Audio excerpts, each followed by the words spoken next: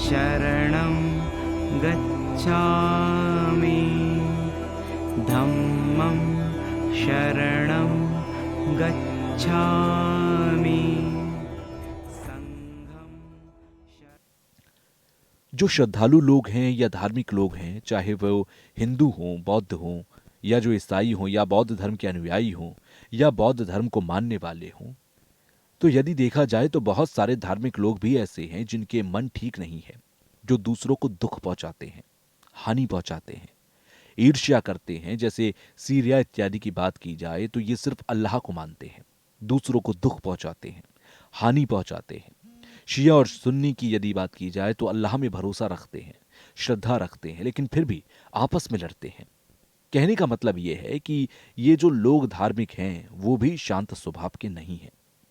अगर बौद्ध धर्म की बात की जाए तो बर्मा में कुछ बौद्ध लोगों ने मुसलमान लोगों की हत्या की थी। सभी धर्मों में मन को प्रसन्न चित्त करने की बात कही जाती है, लेकिन लोग मन को प्रसन्न चित्त ना करके बल्कि हत्या जैसे बुरे कर्मों को करते हैं, जो कि किसी भी धार्मिक व्यक्ति को शोभा नहीं देता। अन्य देशों में इसी तरह से अन्य धर्म के प्रति अंतर पैदा करना ठीक बात नहीं है। यदि अच्छी तरह से करुणा, मैत्री और प्रेम को समझेंगे तो जो कट्टरवादी बातें होती हैं वो संभव नहीं होती। जब हम ज्यादा धार्मिक बन जाते हैं तो उस समय हमारे अंदर कट्टरवादी भावना पैदा होती है।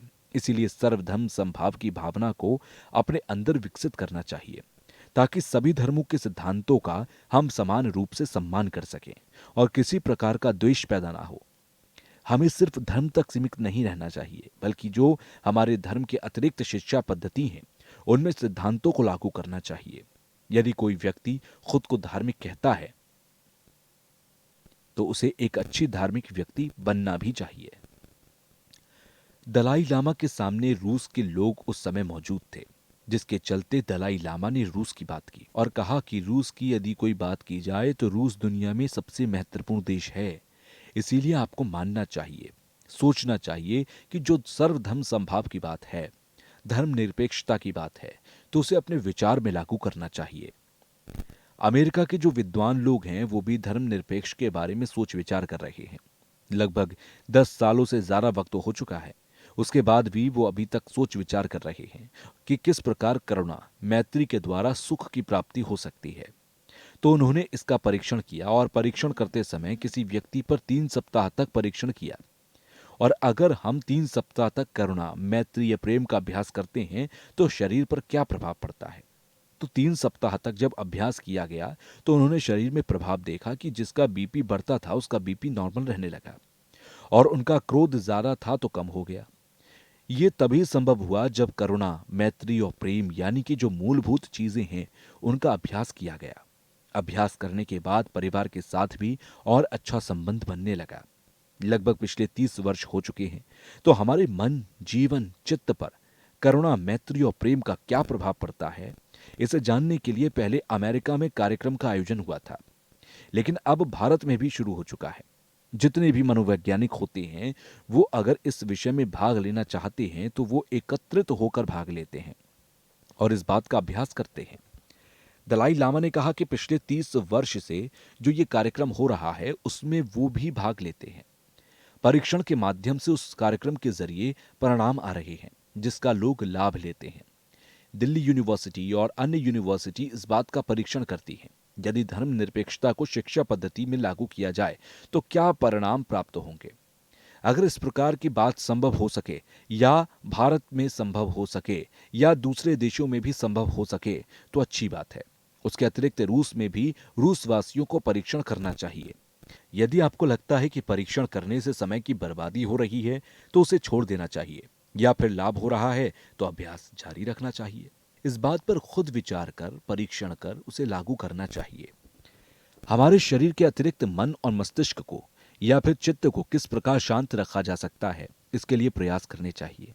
यदि धर्मनिरपेक्ष से कुछ परिवर्तन हो सकता है तो इसके प्रयास करने चाहिए, फिर उसे धीरे धीरे फैलाने की कोशिश करनी चाहिए। दुनिया में करीब 7 अरब से ज्यादा लोग हैं और वो सभी चाहते हैं कि उन्हें सुख की प्राप्ति हो, और वो सभी लोग भी एक दूसरे के प्रति प्रेम, करुणा और मैत्री की भावना रखते हैं। तो कितना उससे फायदा हो सकता है। दलाई लामा ने कहा कि 7 अरब के करीब जनसंख्या है, वो उसका एक भाग है।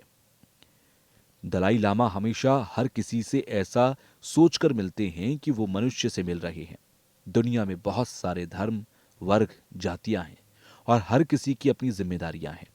हम सिर्फ अपने बारे में सोचें और बाकी 7 अरब की जनता के बारे में ना सोचें, तो सोच सोच कर बाकी अन्य 7 अरब की जनता के बारे में सोचते हैं तो हमें ज़रा प्रसन्नता होती है और हमें अलग से अपने लिए सुख की प्राप्ति के लिए नहीं विचार करना पड़ेगा। तो ऐसे में स्वतः ही हमें सुख प्राप्त होगा, क्योंकि प्रसन्नचित्त ही सुख की प्राप्ति है।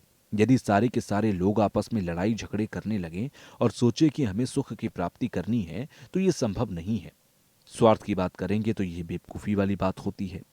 जब हम दुख में होते हैं तो हम शराब, ड्रग, सिगरेट या अन्य मादक पदार्थों का इस्तेमाल करते हैं, तो ये गलत है।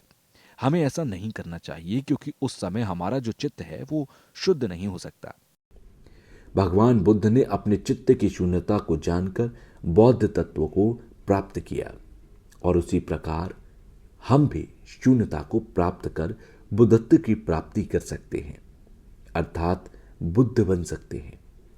महात्मा बुद्ध ने भी कहा कि मैं की भावना ढूंढने से नहीं मिलती। अगर हम चित्त के अनुसार या फिर ज्ञान या प्रज्ञा के अनुसार अगर ढूंढना शुरू करते हैं तो वो नहीं मिलती। वो दृश्य के हिसाब से तो अस्तित्व में होती है, पर स्वभाव के अनुसार अगर देखा जाए तो वह वास्तव में नहीं होती। उसी तरह अवलेकेश्वर ने भी यही कहा कि मैं की भावना ढूंढने से नहीं मिलती।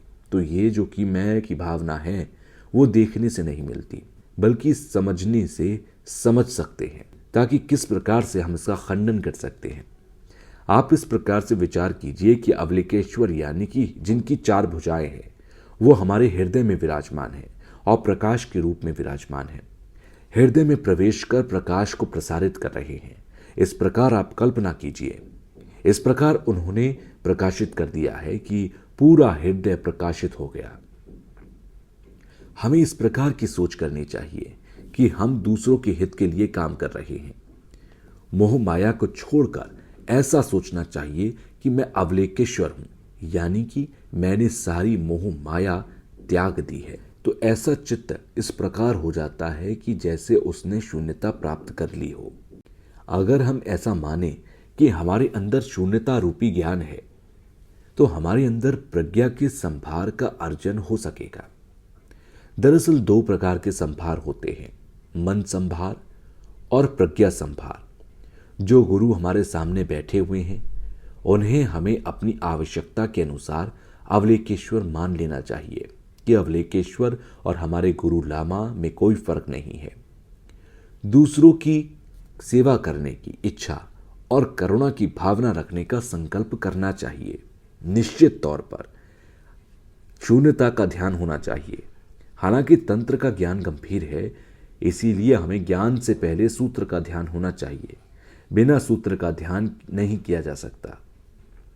साथ ही दृढ़ संकल्प लें कि हमें अपने अंदर कोई भी बुरा स्वभाव नहीं आना देना है। पूर्ण समान के जितने भी कर्म हैं उन्हें परिपूर्ण किया जा सकता है। यदि हम निर्वाण की प्राप्ति कर देंगे तो हमें सच्चे सुख की प्राप्ति हो जाएगी। महात्मा बुद्ध की मान्यता थी कि प्रत्येक कार्य एक कारण पर निर्भर होता है, अर्थात संसार का कोई भी कार्य अकारण नहीं होता। सृष्टि की समस्त घटनाएं एक क्रम में हो रही हैं और एक घटना अथवा कार्य दूसरे कार्य के लिए कारण बन जाता है। अज्ञानता से मोक्ष प्राप्त नहीं किया जा सकता। तो मोक्ष प्राप्त करने के लिए अज्ञानता रूपी अंधकार को दूर करना बेहद जरूरी है। जब तक अज्ञानता रहेगी, मनुष्य अपने कलेशों और परेशानियों से छुटकारा नहीं पा सकता, अर्थात उसे मोक्ष प्राप्त नहीं हो सकता। इसलिए मोक्ष प्राप्त करने के लिए अज्ञानता को काटना बहुत जरूरी होता है। शरणं गच्छामि धम्मं शरणं गच्छामि